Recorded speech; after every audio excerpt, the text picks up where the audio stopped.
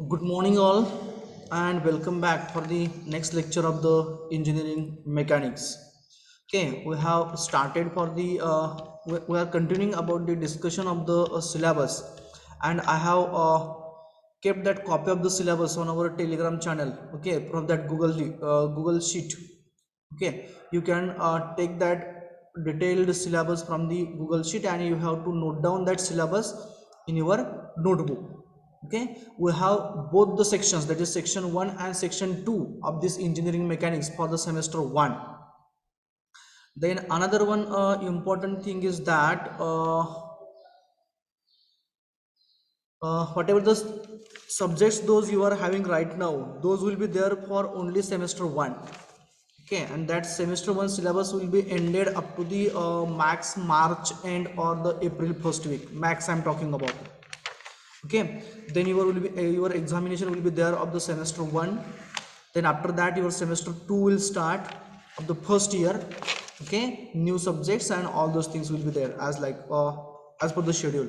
Okay, so we have discussed the sum of the syllabus of the section 1, that is statics we are discussing about. I think we have completed for the analysis of the pin jointed plane frames, and we have started for the center of gravity and moment of inertia. Okay, so we'll go for the quick review of the part which we have discussed, and then we'll move further. So what do you mean by a center? Firstly, center means what? Which point is said to be a center?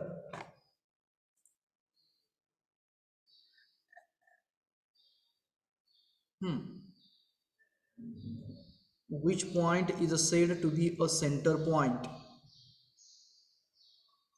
Balance point of any object. Okay, anything else than this? Center The point. point at which Correct, correct. Go ahead, Shweta. the point at which held the body come in equilibrium. Comes to be in equilibrium. So the point at which if the object is held, then the object comes to be in equilibrium. That point is called as an center point of the body. Okay. Then after that we have discussed about the centroid, center of gravity, moment of inertia. So what do you mean by a centroid? Firstly, centroid means what? Okay, chalo, we'll go with the center of mass firstly. What do you mean by center of mass? Point at which whole mass of the body is supposed to be concentrated. Okay, that is the center of mass. What is the center of gravity? The point at which the gravity acts. The point at which the resultant gravitational force is to act or is to pass. That is the center of gravity. Center of weight.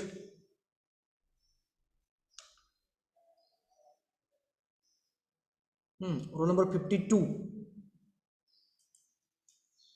Moholkar. Abhishek. Center of weight.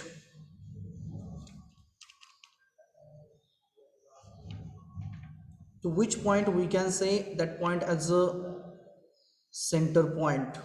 Number 48. Shingare आहेत का बघा? Mansi. What is mean by center of weight?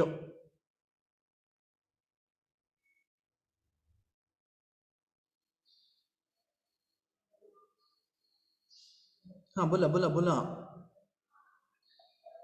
Center of weight. Roll number 48. बोला चला रे बाळांनो, answer चुकलं तरी चुकलं. 44 आहेत का? 44 Pawar. Yes, sir. Centre of weight. आपण जसं सेंटर ऑफ मासला काय म्हटलं होतं की point at which whole mass of the body is suppose to be concentrated, that is called as a centre of centre of mass. ज्या पॉईंटच्या ठिकाणी बॉडीचं पूर्णपणे मास कॉन्सन्ट्रेटेड राहतं त्या पॉईंटला आपण सेंटर ऑफ मास असं म्हटलं होतं. ओके, सेंटर ऑफ ग्रॅव्हिटी आपण कशाला म्हटलं? जिथून रिझल्टंट ग्रॅव्हिटेशनल फोर्स पास होतो त्या पॉईंटला आपण सेंटर ऑफ ग्रॅव्हिटी असं म्हटलं. आता मी पुढे काय विचारतो की सेंटर ऑफ वेट विचारतोय. So what is the centre of weight or weight centre of the body?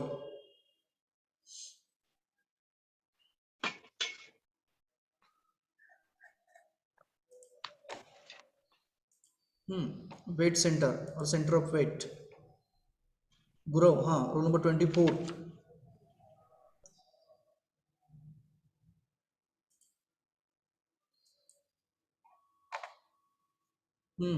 Roll number 2. Sir, What do you mean by the center of? point the point at which all weight of body is concentrated. Right. How simple it is. That's the absolutely correct one. So the point at which whole weight of the body is supposed to be concentrated, that is the center of weight. And weight is equals to mg, that is the mass into gravity. It means that center of gravity and center of weight both are different or same. Same. Same, right? Both are same. And next one we have discussed, that is about the centroid. So centroid means what? Centroid कशाला म्हणायचं? Ingale 36. Roll number 36. Yes, sir. Centroid.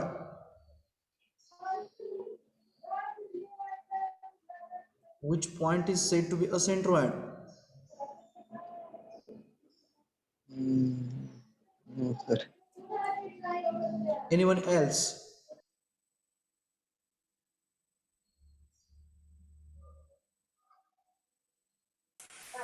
Centroid is the point at which the whole volume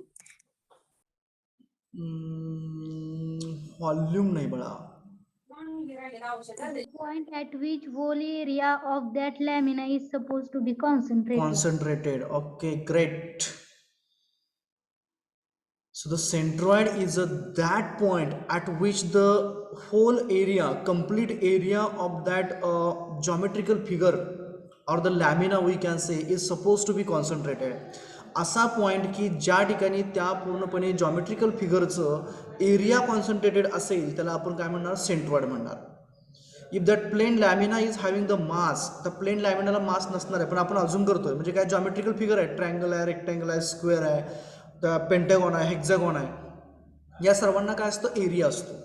so ये the centre point we are deciding about or we are talking about the centre point of such laminas or geometrical figures, then we used to say that at that center their whole area, complete area is supposed to be concentrated, and that point we used to consider as a centroid point. Then center of mass, that is the whole mass of the body is supposed to be concentrated that point. Then whole weight or resultant gravitational force is to transfer or is to act at the point, that point is called as a center of gravity or the center of weight. Okay, this is about the centroid, center of gravity. Then I think so we have discussed about the parallel axis theorem also and perpendicular axis theorem also. Then I think we have discussed about the what we can say, that is radius of gyration आपण नाही discuss केलं आहे की केलं? नाही. Okay, anyone is knowing about what is meant by radius of gyration?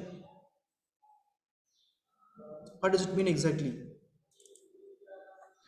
The distance between the axis of a rotation and the point at which the whole mass is supposed to be concentrated. Exactly. So the distance between the axis of rotation about which the body is supposed to be supposed to be rotate, असा axis ज्याच्याभोवती object rotate होतोय तिथून ते अंतर कुठंपर्यंत? त्या ऑब्जेक्टपर्यंत. जो object rotate होतो, समजा हा ॲक्सिस आहे, याच्याभोवती हा ऑब्जेक्ट रोटेट होतोय, तर हा ॲक्सिस आणि हा ऑब्जेक्ट, पण ऑब्जेक्टचं कुठला पॉईंट? की असा पॉईंट की ज्या ठिकाणी त्या बॉडीचं पूर्णपणे मास कॉन्सन्ट्रेटेड आहे. किंवा आता मी थोडंसं जास्त एलॅबरेट करतो की असं डिस्टन्स कुठून हा ॲक्सिस आणि बॉडी, की त्या पॉईंटपासून म्हणजे त्या बॉडीच्या पॉईंटपासून जर का ॲक्सिसपर्यंत आपण डिस्टन्स मोजलं तर प्रत्येक पॉईंटचं जे डिस्टन्स आहे ते सेम असायला पाहिजे, इक्वल असायला पाहिजे. त्या पॉईंटला किंवा त्या डिस्टन्सला आपण रेडियस ऑफ गायरेशन असं म्हणतो. तर मॅथमॅटिकली थोडंसं मी बेसमध्ये जातो. मॅथमॅटिकली आपण ज्यावेळेस मोमेंट ऑफ इनर्शिया म्हणतो, मॅथमॅटिकली आपण ज्यावेळेस मोमेंट ऑफ इनर्शिया म्हणतो त्यावेळेस moment of inertia nothing but the second moment of area. What does it mean about? Suppose that this is an area, plain lamina, and it is rotating about at this axis. Just a minute, I will take a straight line for that purpose. Suppose that this is the axis about which we want to take its mi or moment of inertia we can say. So mathematically आपण काय म्हणतो की समजा याचा area पूर्णपणे A एवढा असेल, the whole area of this lamina as A, then यमाय ऑफ दिस एरिया, या एरियाची यमाय मोमेंट ऑफ इनर्शिया जर का आपण ह्या ॲक्सिस भोवती घेतली, समजा हा ॲक्सिस आपण एक्स एक्स असं म्हणूया. सो यमाय of this area about the X X axis that is I X X is equals to second moment of the area असतं कोणाच्या भोवती, या ॲक्सिसच्या भोवती. आता मोमेंट म्हणजे आपल्याला माहिती आहे काय असतं रे, मोमेंट म्हणजे काय असते, moment Perpendicular distance into force. Right, force into its perpendicular distance राहतं. आता या ठिकाणी आपल्याकडे फोर्स ऐवजी काय आहे, एरिया आहे. समजा त्याचं परपेंडिक्युलर डिस्टन्स किती आहे, डी एवढा आहे, कुठून, ॲक्सिस ऑफ रोटेशन पासून. हा आपला ॲक्सिस ऑफ रोटेशन आहे आणि हा तुमचा सेंट्रॉइड आहे किंवा सेंटर पॉईंट आहे, जिथं होल एरिया, कम्प्लीट एरिया त्या बॉडीचा कॉन्सन्ट्रेटेड आहे. तिथून ते अंतर किती, डी असं समजूया. मग याची जी फर्स्ट मोमेंट ऑफ मोमेंट येणार, means moment of this area A about the axis X X is equals to काय असेल रे मग, A into D. Right, A into D ही त्याची मोमेंट झाली, कुणाची, एरिया ए ची about the axis X X. तेच मी काय करतो तर सेकंड मोमेंट घेतोय. सेकंड मोमेंट म्हणजे काय, पुन्हा एकदा मोमेंट घेतली आपण एरिया ए ची about the X X axis, तर काय येईल रे ते, ही फर्स्ट मोमेंट आहे. सेकंड मोमेंट घेतल्यानंतर काय येईल रे इथं, ए डी पहिली मोमेंट झाली आपली एरियाची. दुसरी मोमेंट काय असेल, याचीच मोमेंट घेतोय म्हणजे पुन्हा एकदा काय होईल, या मॅग्निट्यूडला डिस्टन्स डीने मल्टिप्लिकेशन होईल, म्हणजेच ते काय होईल आपलं कन्वर्ट, तर that will be get converted to the a into d square. बरोबर आहे का, बघा मी लिहिलेलं ते. Yes, sir. तुम्ही जे मास मोमेंट ऑफ इनर्शिया लिहित होता, जिथं तुम्ही mass moment of inertia may be m r square किंवा एम इंटू डी स्क्वेअर किंवा एम इंटू एक्स स्क्वेअर किंवा एम इंटू वाय स्क्वेअर किंवा m into y c square असं तुम्ही लिहित असाल, बरोबर ना. Yes, Oh. sir. Yes, sir. So there you were considering the mass of the object and that y or r or d or x or whatever it may be, that was nothing but the perpendicular distance of that object. जो काही object होता ज्याची आपण मास moment of inertia तुम्ही काढत होता, त्या मासचं distance तुम्ही घेत होता कुठून, त्याच्या सेंटर पॉईंट पासून ते ॲक्सिस ऑफ रोटेशन पर्यंत, म्हणजे तो तुमचं y c r d etcetera etcetera होतं. इथं काय आहे, मास ऐवजी आपण एरिया कन्सिडर करतोय. ओके, मास ऐवजी आपण एरिया कन्सिडर करतोय, म्हणजे ए इंटू डी स्क्वेअर. म्हणजेच काय झालं तर second moment of area about the axis of rotation किंवा the axis about which we want to take the moment. मग जर का आपण याचं हे झालं याचा मॅथमॅटिकल फॉर्म, जर का आपण याचा युनिट वाईज गेलो तर एरियाचं युनिट काय असतं आपलं एम के एसमध्ये, metre. Metre square. So area is in a metre square. डीचं काय युनिट असतं, Meter. मीटर. इथं स्क्वेअर आहे म्हणजे काय होईल रे, Meter cube. मीटर स्क्वेअर, म्हणजे अल्टिमेटली काय झालं, मीटर रेस टू 4 झालं.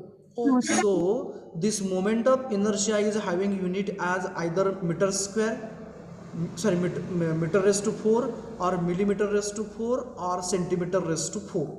This is the unit of moment of inertia. Whatever the inertia you had studied in a 12th standard or 11th standard, that was nothing but the mass moment of inertia. तुम्ही जे शिकलेलं होतं ते काय होतं, मास moment of inertia. Concept is one and same, but only difference is that you have taken the inertia of the mass. Here we are going to concentrate inertia of the areas. No doubt that only change is that instead of the mass here area. जर का तुम्ही एखाद्या ऑब्जेक्टला gravity act केली तर ते काय होणार आहे, वेट इनर्शिया होणार आहे. ओके, आपण जे कन्सिडर करतोय तिथं मोमेंट ऑफ इनर्शिया घेतोय, तुम्ही शिकलेला आहात ती मास मोमेंट ऑफ इनर्शिया आहे. आणि ते जर का मास आणि एरिया आहे जर का वेट घेतलं तर ती इनर्शिया ऑफ द वेट होईल. ओके, आता मला काय सांगायचं होतं, जर का आपण ह्या पूर्णपणे एरिया ए ची मोमेंट घ्यायची म्हटलं तर आपण काय म्हटलं होतं की total area is concentrated at this point, बरोबर. परंतु ज्यावेळेस आपण ही एम आय घेतो पूर्णपणे एरियाची, त्यावेळेस ती ॲक्च्युली काय राहतं तर that is nothing but the summation of the mi of all the lamina, sorry, all the small particles we can say. म्हणजे ऍक्च्युली काय राहतं की हा एरिया जो असतो तो n नंबर ऑफ पार्ट्समध्ये डिवाइड झालेला असतो. जसं आपला एखादा पार्टिकल जर का आपण घेतला तर त्या पार्टिकलला n नंबर ऑफ मध्ये आपण त्याला डिवाइड करू शकतो. सिमिलरली इथं काय राहतं की n नंबर ऑफ ऑब्जेक्ट, म्हणजे समजा हा 1th असेल, हा 2nd असेल, हा 3rd असेल, तसं हा लास्टचा तुमचा nth पार्ट असतो कुणाचा, या एरियाचा. म्हणजे हा एरिया आपण n नंबर ऑफ पार्ट्समध्ये डिवाइड केला तर एरिया A1 म्हणजे हा तुमचा एरिया A1 असेल, हा एरिया A2 असेल, हा एरिया A3 असेल आणि लास्टला तुमचा हा एरिया काय असेल, AN असेल.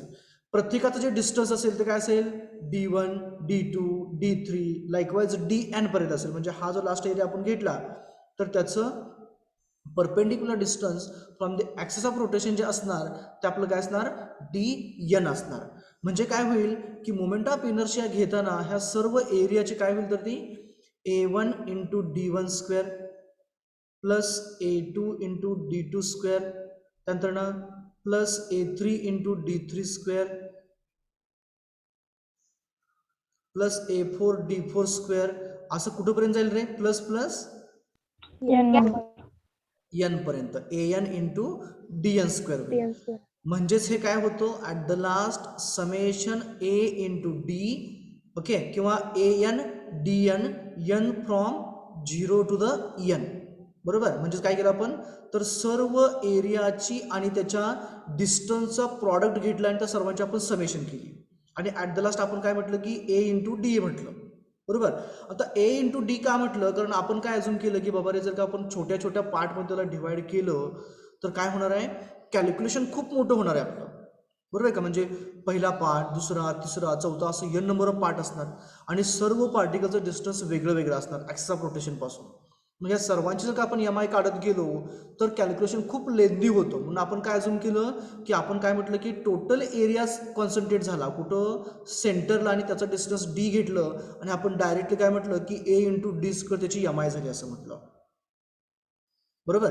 परंतु काय होतं प्रॅक्टिकली हे जास्त वेळा व्हॅलिड होत नाही आहे. मग अशा केसमध्ये काय केलं जातं की आपल्याला टोटल एरियाची जी MI आहे ती आपल्याला सेम कॅल्क्युलेट करण्यासाठी आपल्याला जे कॅल्क्युलेशन लेंदी होतात ती कॅल्क्युलेशन आपण सिम्प्लिफाईड करतो. मग त्या केसमध्ये आपण काय करतो की हा जो एरिया A आहे हा कसा आहे आता ओबडधोबड आहे, आपला आर्बिटरी आहे. आपण काय करतो की त्याला एका नॅरो स्ट्रीपमध्ये स्क्वीज केलं असं म्हणतो. Use to assume that this whole area is squeezed in a narrow strip. म्हणजे अशा पद्धतीने suppose that this whole area is squeezed in this narrow strip. तर नॅरो स्ट्रीपमध्ये स्क्वीज केलाय, म्हणजे स्क्वीज केला म्हणजे काय करायचं रे, लार्ज करायचं की लहान करायचं, स्क्वीज केलं म्हणजे काय करायचं रे, स्क्वीज्ड. एका नॅरो स्ट्रीपमध्ये स्क्वीज करा म्हणजे मोठं जे होतं ते आपण असं लहान स्ट्रीप तयार केली त्याची, अशी व्हर्टिकल किंवा हॉरिझॉन्टल आपण तशी स्ट्रीप पट्टी तयार केली, जेणेकरून याच्यावरचा प्रत्येक पॉईंट जर का आपण कन्सिडर केला या स्ट्रीपवरचा, if you are going to consider now each and every particle on this strip, then all those particles are at a same distance from this axis. हा जो आपला ॲक्सिस आहे त्या ॲक्सिसपासून प्रत्येक पार्टिकलचं जे डिस्टन्स असणार आहे ते डिस्टन्स आपलं कसं असणार आहे, सेम डिस्टन्स असणार आहे. आणि आपण ते का तसं करतोय तर ज्यावेळेस आपण MI कॅल्क्युलेट करतोय त्यावेळेस MI कॅल्क्युलेट करत असताना आपल्याला जो आपला ॲक्सिस ऑफ रोटेशन आहे तिथून जर का आपण प्रत्येक पार्टिकलचं डिस्टन्स जर का बघितलं तर प्रत्येक पार्टिकलचं डिस्टन्स हे वेगवेगळं येतं आहे. आणि ते वेगवेगळं आल्यानंतर ना MI कॅल्क्युलेट करताना आपल्याला तयार होणारी कॅल्क्युलेशन जी आहे ती ह्यूज होतात. म्हणून आपण काय अजून केलं तर प्रत्येक पार्टिकल जो आहे त्या स्ट्रीपमधला तो एका इक्वी डिस्टन्सला म्हणजे सेम डिस्टन्सला आहे आणि त्या डिस्टन्सला आपण radius of a gyration K असं म्हणतो. म्हणजे इन द सेन्स आपली MI काय होणार तर A इंटू K स्क्वेअर होणार. This will be moment of inertia of this area, whole area we can say A, which is squeezed in a narrow strip about the axis of rotation XX, that is a IXX is equals to A into K square झाला. आणि ह्या जो K आहे त्या Kला आपण radius of gyration म्हणतो आणि K काय इंडिकेट करतो तर K हा सेम डिस्टन्स म्हणजे इक्वी डिस्टन्स इंडिकेट करतो. कोणाचं, सर्व मॉलिक्युलचं किंवा सर्व पार्टिकलचं किंवा सर्व एरियाचं. कशामधल्या? त्या जो काय तुमचा एरिया होता किंवा जो तुमचा ऑब्जेक्ट होता किंवा जी बॉडी होती जिला आपण नॅरो स्ट्रीपमध्ये स्क्वीज केली, कॉन्सन्ट्रेट केलं सगळ्याच्या सगळं मास एका स्ट्रीपमध्ये, त्या स्ट्रीपमधल्या सर्व पार्टिकलचं जे डिस्टन्स आहे ॲक्सिस ऑफ रोटेशनपासून ते इक्वल आहे आणि ते इक्वल डिस्टन्स म्हणजेच आपण रेडियस ऑफ गायरेशन के असं म्हणतो. असं का केलं? कारण जेणेकरून आपल्याला कॅल्क्युलेशन्स करत असताना कॅल्क्युलेशनचा पार्ट हा आपला लेंदी न होता शॉर्ट कसा होईल as per that we did it. लक्षात आलं तर रेडियस ऑफ गायरेशन के म्हणजे काय ते? Yes, sir. Okay. So this is about the radius of gyration k. Okay. Now with respect to that, just a minute. Okay. So this is about the center of gravity. Radius of gyration. Then polar moment of inertia, I think we have discussed last time. There is a mi of object, moment of inertia of an plane lamina, we can say, about an axis which is perpendicular to the two mutually perpendicular axes. Okay, so this is all about the section number 1, that is statics. Statics मध्ये आपल्याला काय काय करायचं आहे? So we have to study the forces and their effects acting on the body when the body is at a rest. That is about the statics. Now the section 2 is completely about the dynamics, and now dynamics is again having two parts, kinetics and kinematics. Have you heard about this, kinetics and kinematics? Yes, sir. What is the difference between them? की दोघं same आहेत? वेगळे वेगळे आहेत ना kinetics आणि कायनेमॅटिक्स? Yes, sir. Yes, sir. मी थोडा clue देतो तुम्हाला, तुम्ही सांगायचं मला की कशाला काय म्हणायचं ते. ज्या वेळेस आपण डायनॅमिक्स म्हणजे पहिलं सांगतो काय आहे ते. डायनॅमिक्स म्हणजे काय राहतं की ऑब्जेक्ट मोशनमध्ये आहे आणि त्याच्यावरती वेगवेगळे फोर्सेस ऍक्ट होत आहेत आणि आपण त्या मोशनचा अभ्यास करतोय किंवा ऑब्जेक्टचा अभ्यास करतोय, त्याला डायनॅमिक्स म्हटलं जातं. फॉर एक्झाम्पल कार मोशनमध्ये आपण ॲक्सलरेट करतोय, ब्रेक मारतोय, टर्न घेतोय, किंवा विंड म्हणजे वारं उलट्या दिशेने वाहतंय, ज्या दिशेने आपण चालू त्या दिशेने वाहतंय, त्याच्यामुळे काय होतं की गाडीचं स्पीड कमी जास्त होतं. Means effect of the forces acting on the body when the body is in a motion. Okay, हा झाला आपला डायनॅमिक्स. तर डायनॅमिक्समध्ये दोन पार्ट येतात, एक म्हणजे कायनेटिक्स आहे, दुसरा म्हणजे कायनेमॅटिक्स. एकामध्ये आपण काय करतो तर बॉडीचं सेल्फ वेट किंवा forces causing the motion consider करतो, आणि एकामध्ये आपण बॉडीचं सेल्फ वेट किंवा forces causing the motion consider करत नाही आहे. तर माझा प्रश्न असा आहे की कायनेटिक्समध्ये आपण सेल्फ वेट किंवा forces causing the motion consider करतो की कायनेमॅटिक्समध्ये आपण कन्सिडर करतो? Kinetics. Kinetics. कायनेटिक्समध्ये काय करतो आपण? Forces and motion. Forces causing the motion consider करतो की नाही कायनेटिक्समध्ये? करतो. करतो. करतो. So in kinetics we used to consider the forces causing the motion. Forces causing the motion म्हणजे कोण असतं तर सेल्फ वेट असतं बॉडीचं. ज्या वेळेस आपण एखादा ऑब्जेक्ट हा स्लांटिंग सरफेसवरती ठेवतो, म्हणजे समजा हा असा एक आपल्याकडे प्लॅटफॉर्म आहे, सुरुवातीला हॉरिझॉन्टल आहे, याच्यावरती आपण असा हा पेन ठेवला, हा आता मूव्ह होत नाही आहे. Okay, just a minute, I will keep it in exact horizontal plane. आता एक्झॅक्टली हॉरिझॉन्टल प्लेनमध्ये हा मूव्ह होत नाही आहे, बरोबर. पण तुम्ही थोडंसं जर का टिल्ट केला तर हा पेन काय होतोय, स्लाइड व्हायला सुरुवात होते, घसरतोय, खाली स्लाइड होत येतोय. म्हणजेच काय होतंय की याचं जे सेल्फ वेट आहे त्याला थोडासा जरी अँगल मिळाला तर तो ऑब्जेक्ट काय होतोय, खाली स्लाइड व्हायला सुरुवात होते. Means this is nothing but the force causing the motion. म्हणजे वेट इन द सेन्स काय, whenever the mass is getting accelerated by gravity, gravitational force जसं ॲक्सलरेट होतो त्यावेळेस त्याला बरोबर मोशन मिळते. And if you are going to consider that force of the gravity or the weight we can say rather, then that is called as a kinetics. जे ज्या केसमध्ये आपण जी एक्सटर्नल फोर्सेस ऍक्ट होत आहेत ती फोर्सेस, त्याचबरोबर बॉडीला मोशन देणारे जे फोर्सेस आहेत ते सगळे आपण कन्सिडर करतो, त्यावेळेस आपण त्याला कायनेटिक्स असं म्हणतो. आणि कायनेमॅटिक्समध्ये आपण काय करतोय तर फोर्सेस कॉझिंग द मोशन आपण कन्सिडर करत नाहीये, म्हणजे प्युअर मोशन झालं असं आपण म्हणूयात त्याला.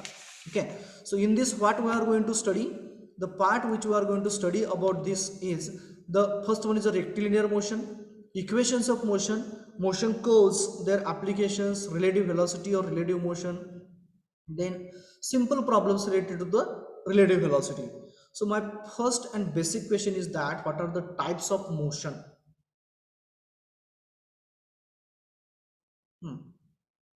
linear motion, बरोबर, Circular motion. exactly. axial motion, Angular motion, linear motion, circular motion, okay. Random. static, Random motion, okay. Oscillatory. Oscillations, okay, etc., so and so. So now we'll discuss one by one. जे आपल्याला important आहेत, ज्याचे सब type आपण नंतर बघूयात. Important one पहिला, linear motion. When to say object is having a linear motion or object is in a linear motion? Constant motion and uniform direction. Constant motion and uniform direction. For example, Constant velocity and uniform direction. uniform direction. Okay. Okay. Again, Straight direction. once again, Constant motion and straight direction. Straight direction मध्ये असणारी motion. Okay. Linear म्हणजे काय रे बाळांनो? Linear सरळ, सरळ, straight, बरोबर. So whenever object use to move in a straight line direction, ज्या वेळेस एखादा ऑब्जेक्ट हा सरळ रेषेमध्ये जातो, ती मग व्हर्टिकल असेल, हॉरिझॉन्टल असेल किंवा इन्क्लाइन असेल. If it is moving in a straight line direction, then in that case we can say that motion of the object is a linear motion. झेपलं? yes sir, Yes, sir. एखादं example सांगा बरं linear मोशनचं.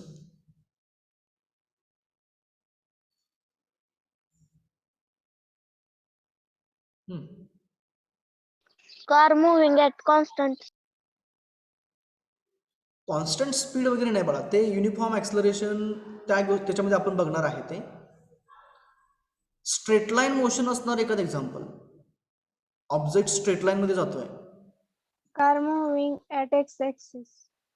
Car moving along the x axis. Okay, horizontal direction मध्ये चाललेली आहे. Great. Okay, आणखी एखादं? an athlete running on the straight track on the park, once again. athlete running on a straight track on the park, राईट. ज्यावेळेस एखादा athletics असतो, म्हणजे ॲथलेटिक्स म्हणजे कोण आपलं, की काय म्हणतो रे त्याला मराठीत, काय म्हणतो रे ॲथलेटिक्सला? कसला खेळ म्हणायचा ॲथलेटिक्स? मराठीमध्ये मला नाव माहित नाही रे. वैयक्तिक मॅरेथॉन. हा, ओके, चलो, जे काय असेल तर तुम्हाला समजत असेल मला काय म्हणायचं आहे ते.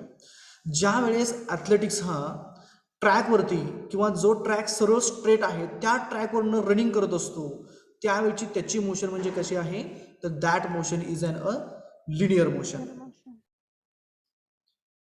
Train running on a track, बरोबर आहे. Train running on a track, पण त्या ट्रॅकला कुठं टर्न नसायला पाहिजे आहे. बऱ्याच वेळा टर्न सुद्धा असतो ट्रॅकला, बरोबर ना. रेल्वे म्हणजे रूळ, ज्याला आपण ट्रॅक म्हणतो, तो रेल्वे रुळाला बऱ्याच वेळा टर्न असतात. परंतु जर का तो रेल्वे जो आहे तो जर का स्ट्रेट असेल आणि त्याच्यावरून ट्रेन जात असेल तर that is nothing but the linear motion. Swimming in a straight line, बऱ्याच वेळा आपण बघतो की स्विमिंग जे असतं, स्विमिंगचे जे काय म्हणतो त्याला मॅचेस किंवा प्रॅक्टिस जे केली जाते ती स्ट्रेट लाईन मध्ये असते बऱ्याच वेळा. So that is nothing but a linear motion. So next one is a curvilinear motion. I'm focusing on only the basics of, yes, curvilinear motion.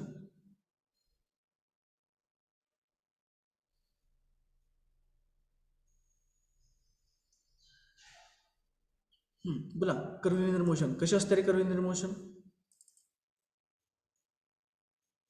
if you are considering this object is a moving along this track, then this is nothing but the our linear motion. Okay, then curvilinear I'm talking about now. थाळीफेक, गोळाफेक पाहिले? Yes. Yes, sir. Yes, sir. त्याची जी motion असते, त्याची जी motion असते त्या गोळ्याची, मी असा track काढतो साधारणतः, किंवा असा त्याचा ट्रॅजेक्टरी राहते, बरोबर आहे का? हा. बरोबर. इथून आपण जर का तो गोळा किंवा थाळी फेकली असं रिलीज केली समजा इथनं, Yes, sir. इथं कुठेतरी जाऊन ती पोहोचणार आहे, ग्राउंडवरती आदळणार आहे. हा. भालाफेक असेल. Yes, sir. Okay. So whenever the motion of the object is along the curve, ज्यावेळेस ऑब्जेक्ट हा मोशनमध्ये असतो आणि त्याची मोशन जर का अलॉंग द कर्व असेल किंवा तो कर्व ट्रेस करत असेल, त्याचा पाथ जर का कर्व ट्रेस करत असेल, तर त्या केसमध्ये त्या मोशनला आपण कर्व्हिलिनियर मोशन असं म्हणतो. Straight line motion, linear motion, motion along the curve is a curvilinear motion. पुढचा आहे माझा अँग्युलर मोशन.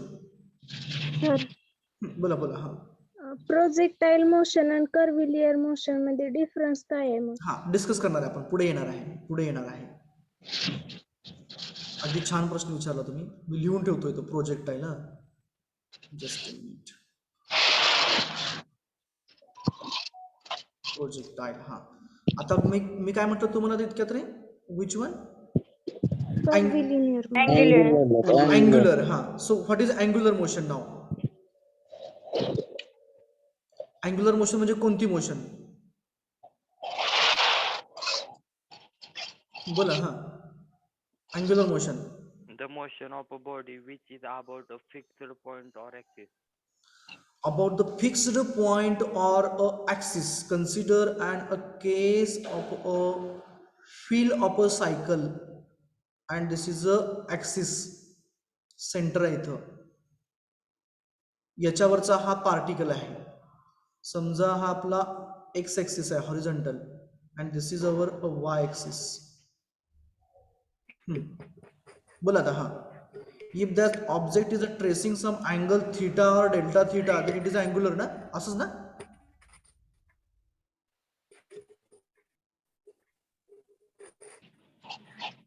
बरोबर का मी काय म्हणतोय ते? If that the object is a tracing and some angle theta,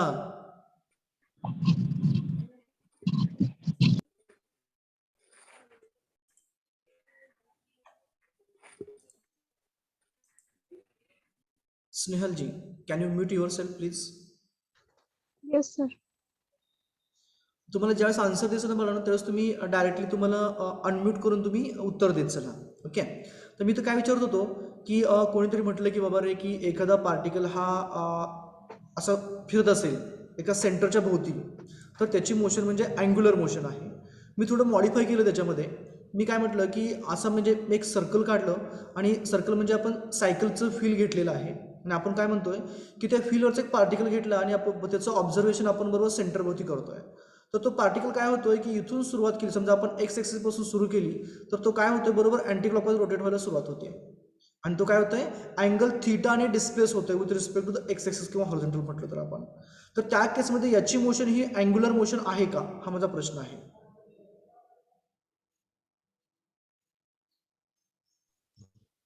is this is angular motion? Yes, sir. Yes, sir. What is the difference between circular motion and rotation? Or circulation and rotation? की दोन्ही same आहे? Circular motion and rotation. हा स्नेहलजी. हा circular मध्ये sir velocity uniform नसली तरी चालते आणि रोटेशन मध्ये एक्झॅक्ट टाइम मध्ये रोटेशन व्हायला पाहिजे. एक्झॅक्ट टाइम मध्ये रोटेशन व्हायला पाहिजे. Okay. Anybody else than this? तर मी तुम्हाला काही एक्झाम्पल देतो, मला तुम्ही सांगायचं की सर्क्युलर मोशन आहे की रोटेशन आहे. Earth rotating about itself. Circular. Rotation. Circular motion. Circular. Earth rotating about itself. पृथ्वी स्वतःभोवती फिरतीये.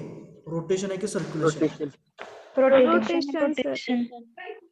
Rotation. Yes, sir. Earth rotating about the sun. Circular. Circular motion. Fan rotating about its axis. Ceiling fan बघा वरती असेल तर तिथं rotation. Rotation. मंदिराला प्रदक्षिणा घातली. रोटेशन. Circular. सर्क्युलर आहे. राऊंड ट्रॅक वरती आपण रनिंग केलं. Circular. सर्क्युलर आहे. झेपलं सर्वांना? सर्क्युलेशन म्हणजे काय आणि रोटेशन म्हणजे काय? Yes sir. रोटेट थोडक्यात सांगा आता. रोटेशन म्हणजे काय? स्वतःच्या ऍक्सिस भोवती. Right. About itself is a rotation and about others is a circular. Translation म्हणजे काय रे बाळांनो? ट्रान्सलेशन तुम्ही ऐकलं असेल. Linear translation, rectilinear translation, curvilinear translation, angular translation. What is the translation? Uprotation. Translation. Might be you had an examples like this. I will show you. Might be you had an example of a pendulum. I would like to go for that. Just a minute. Suppose that this is an point to which the string is tied and another end of the string is connected to this pendulum or this a small bob we will consider therein. Okay, so what happens when we are going to displace it? It is to oscillate ना, बरोबर ना? अरे बरोबर काय? ह्याचं oscillation होणार ना? Yes, sir. To and fork likewise it will oscillate. Suppose that it will oscillate up to this point, and when it will reach to this point it will have the position like this.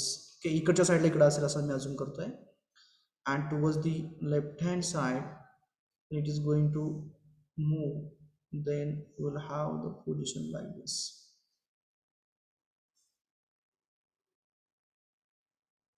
Suppose that 2 points I am considering over it, A and B.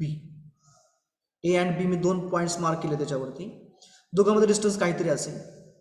It doesn't matter about the distance. Wien that object will be at this position. समजा हा लोखंडाचा एक आपण काय केलं, एक rod घेतलेला आहे आपण आणि तो दोरीला कनेक्ट केलेला आहे. ही दोरी इथं आपण अशी टाय केलेली, बांधलेली आहे इथं, आणि काय केलं आपण ह्याला याच्यावरती फोर्स एफ लावला असा आणि रिलीज केला, त्याला पुश केला आपण. तो काय पुढे जाईल, नंतर माघारी येईल. याच्यावरती 2 पॉईंट्स आहेत ए आणि बी. तर ज्या वेळेस हा ऑब्जेक्ट इथं येईल त्यावेळेस ए ची पोझिशन जी आहे इथं तीच असेल की वेगळी असेल रे?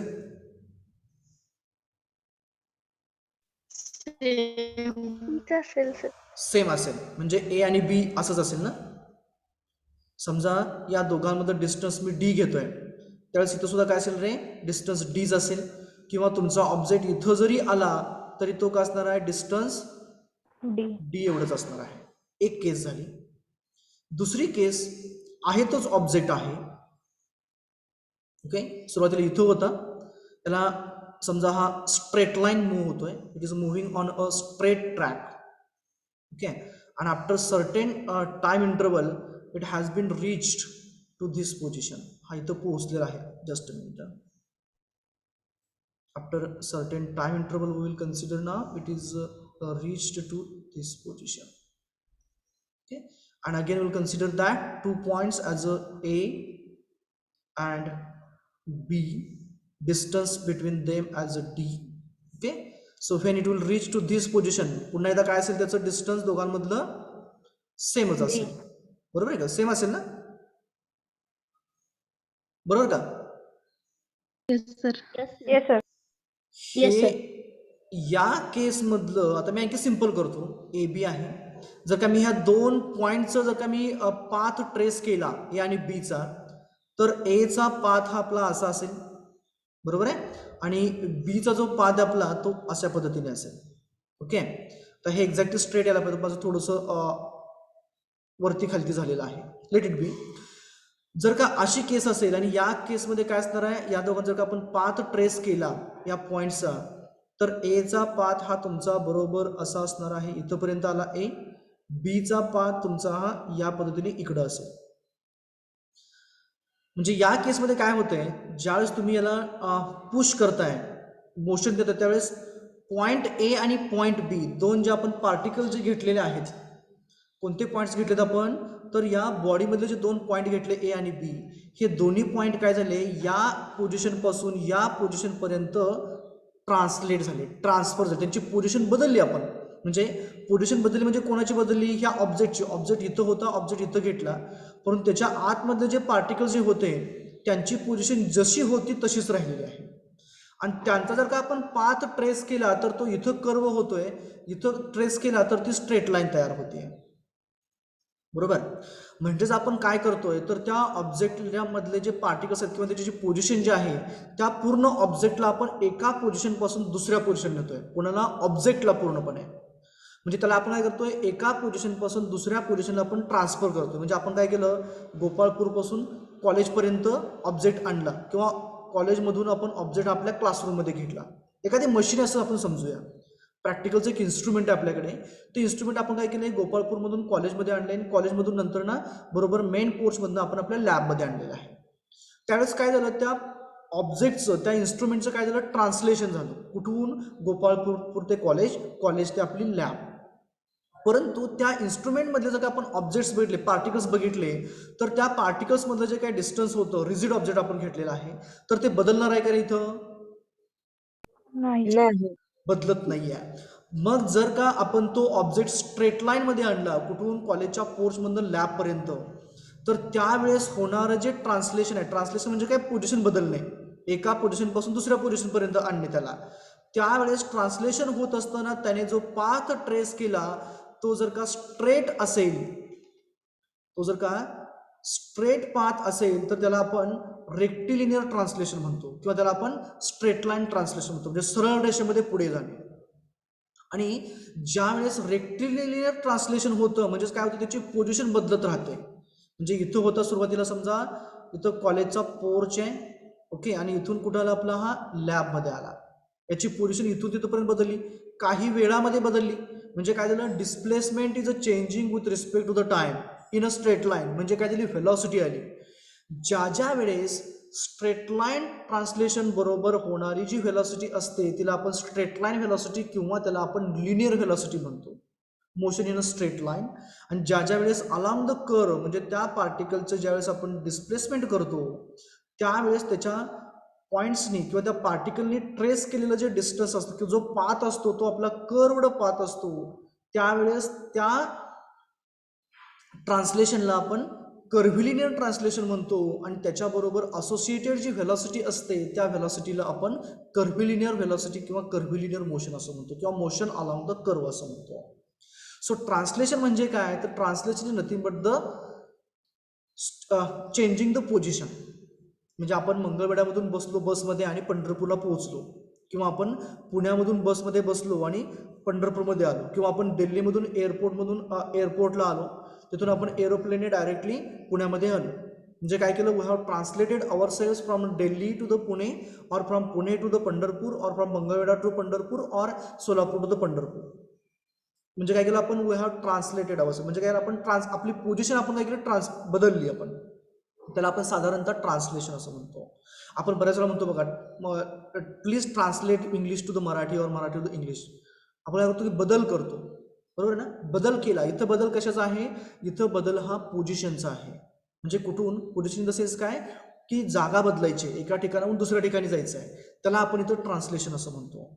आणि ते ट्रान्सलेशन जर का सरळ असेल, म्हणजे जागा बदलत असताना ऑब्जेक्ट जर का सरळ रेषेमध्ये गेला, तर त्या ट्रान्सलेशनला आपण रेक्टिलिनियर ट्रान्सलेशन म्हणतो. आणि ती व्हेलॉसिटी जी आहे तिला आपण रेक्टिलिनियर व्हेलॉसिटी किंवा रेक्टिलिनियर मोशन म्हणतो. जर का ऑब्जेक्ट आपण ट्रान्सलेट करताना, म्हणजे त्याची पोझिशन बदलताना जर का कर्वड अलांग द कर्व ढकलला, त्याला स्विंग असेल, आपला झोका असेल, झोका दिला की काय होतं, तो बरोबर कर्व ट्रेस करतो. त्या केसचं ट्रान्सलेशन हे आपलं कर्व्हिलिनियर ट्रान्सलेशन असणार आणि त्याच्याबरोबरची जी मोशन असणार ती मोशन म्हणजे कोणती असणार आपली, तर कर्व्हिलिनियर मोशन असणार. झेपलं ट्रान्सलेशन? Yes sir. हो सर. सर्वांना झेपलं का ट्रान्सलेशन मुलांनो? Yes, sir. ओके. म्हणजे बेसिक काय होतं राहतं आपलं की ट्रान्सलेशन आणि त्याच्या रिलेटेड मोशन असते आपली. ओके, म्हणजे इथं असेल बघा रेक्टिलिनियर मोशन म्हटलं होतं, पण हे रेक्टिलिनियर ट्रान्सलेशन होत असतानाची मोशन म्हणजे आपली रेक्टिलिनियर मोशन राहते. पुढचा जो पार्ट येतो ह्या बेसिक मोशन्स कळाल्यानंतर ना, तो म्हणजे आपला येतो तो मोशन कर्व्स. ऐकला का रे शब्द motion curves? Okay, before proceeding to that motion curve I want to know some of the things. Uniform motion म्हणजे काय असतं रे? युनिफॉर्म मोशन शब्द ऐकला युनिफॉर्म मोशन? हा काय असतं रे मग युनिफॉर्म मोशन म्हणजे काय असतं? काय असते constant? Object that move in a same distance, same speed and time. Object use to cover a same displacement in a same interval, असं म्हणायचं का तुम्हाला? Yes, sir. म्हणजे ds by dt is equals to constant, बरोबर की zero?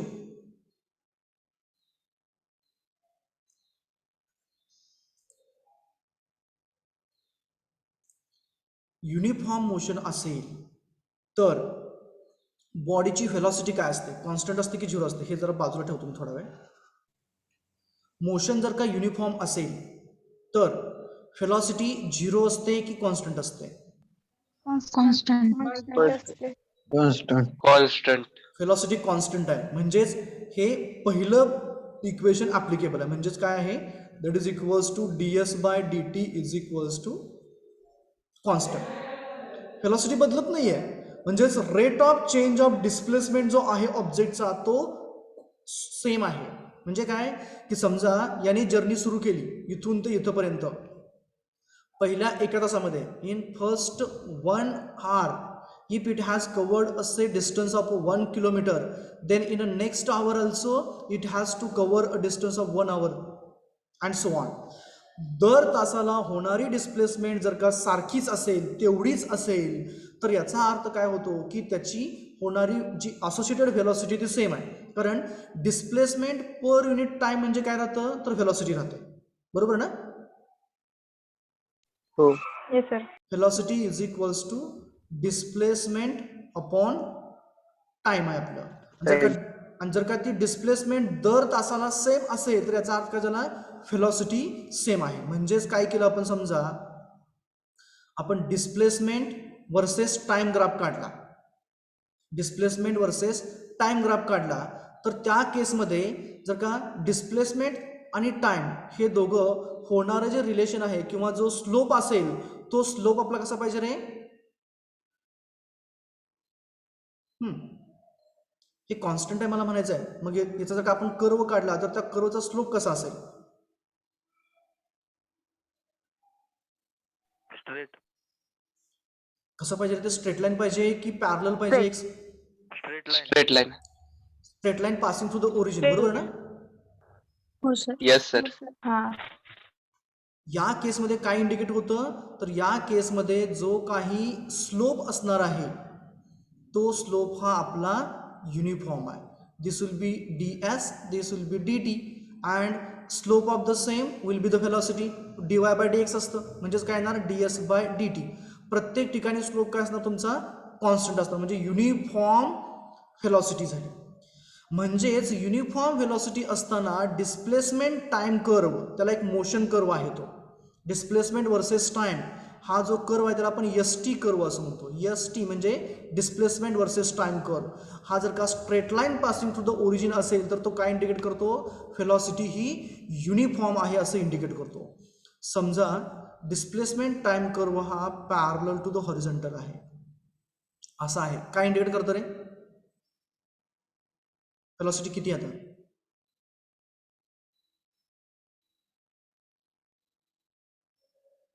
What is the velocity of the object? Suppose that this is the car B and this is the car A. Car A was moving with a uniform velocity. What about the velocity of the car B? Uniform आहे, non-uniform आहे, maximum आहे, minimum आहे, zero आहे. Graph वरती बघा, time T change व्हायला लागला, 0 पासून पुढे आपण चाललो, गाडी पुढे चालली का डिस्प्लेसमेंट चेंज होते का आपली? No sir. नो, कॉन्स्टंट राहते सर. डिस्प्लेसमेंट बदलतच नाहीये. कॉन्स्टंट. झिरो आहे. मग व्हेलॉसिटी काय असेल? माझा प्रश्न असा आहे, व्हेलॉसिटी काय असेल? 0 सर. Velocity will be 0. बरोबर, हे झिपलं. हो सर. हे झालं युनिफॉर्म व्हेलॉसिटीची केस.